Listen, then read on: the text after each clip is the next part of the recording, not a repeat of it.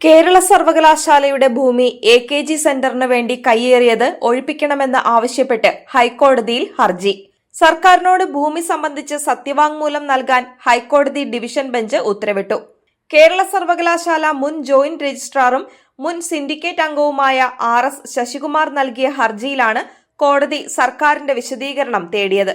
പൊതു താൽപര്യ ഹർജി എന്ന നിലയിൽ case chief justice Soumen Sen അധ്യക്ഷനായ ജസ്റ്റിസ് ശ്യാംകുമാർ ഉൾപ്പെടെയുള്ള ബെഞ്ചാണ് പരിഗണിച്ചത്.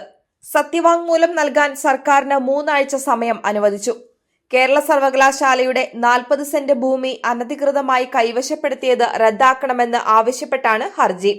തിരുവനന്തപുരം വഞ്ചിയൂർ വില്ലേജിൽ സ്ഥിതി ചെയ്യുന്ന സർവകലാശാല ഭൂമിയിലെ 15 സെന്റ് ഭൂമി 1977 സർക്കാർ ഉത്തരവിന്റെ അടിസ്ഥാനത്തിൽ AKG മെമ്മോറിയൽ സെന്ററിന് കൈമാറിയതായുള്ള അവകാശവാദമാണ് ഹർജിയിൽ ചോദ്യം ചെയ്യുന്നത്. ഹർജിക്കാരന്റെ വാദമനുസരിച്ച് പ്രസ്തുത സർക്കാർ ഉത്തരവ് പ്രകാരം ഭൂമി പതിച്ചു നൽകിയത് സംബന്ധിച്ച രേഖകൾ പുരാവസ്തു വകുപ്പ്, റവന്യൂ വകുപ്പ്, ജില്ലാ കളക്ടറേറ്റ്, കേരള സർവകലാശാല, തിരുവനന്തപുരം കോർപ്പറേഷൻ തുടങ്ങിയ സ്ഥാപനങ്ങളിൽ ലഭ്യമല്ല. കൂടാതെ ഇവിടെയുള്ള സ്ഥാപനം സർവകലാശാല അംഗീകരിച്ച ഗവേഷണ സ്ഥാപനമല്ല. ഭൂമി ഗവേഷണ ആവശ്യങ്ങൾക്ക് പകരം രാഷ്ട്രീയ പ്രവർത്തനങ്ങൾക്ക് ഉപയോഗിക്കുന്നുവെന്നും ഹർജിയിൽ ചൂണ്ടിക്കാണിക്കുന്നു.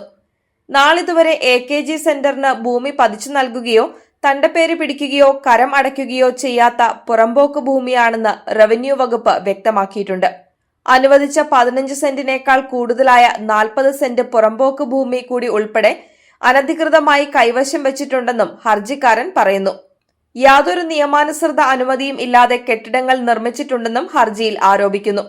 പലവട്ടം നൽകിയ അപേക്ഷകളും വിവരാവകാശ നിയമപ്രകാരമുള്ള രേഖകളും ഉണ്ടായിട്ടും ബന്ധപ്പെട്ട അധികാരികൾ അധിക ഭൂമി തിരിച്ചെടുക്കുന്നതിനോ അനധികൃത കയ്യേറ്റം നീക്കുന്നതിനോ നടപടികൾ സ്വീകരിച്ചിട്ടില്ല. ഈ സാഹചര്യത്തിൽ ഭൂമി കയ്യേറ്റം നിയമവിരുദ്ധവും ഭരണഘടനാ വിരുദ്ധവുമാണ്.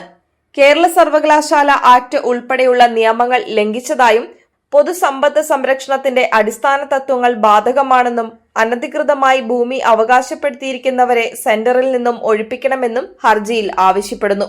ഹർജിക്കാരനു വേണ്ടി മുതിർന്ന അഭിഭാഷകൻ ജോർജ് പൂന്തോട്ടം, അഡ്വക്കേറ്റ് നിഷ ജോർജ്, അഡ്വക്കേറ്റ് അക്ഷര രാജു എന്നിവർ കോടതിയിൽ ഹാജരായി.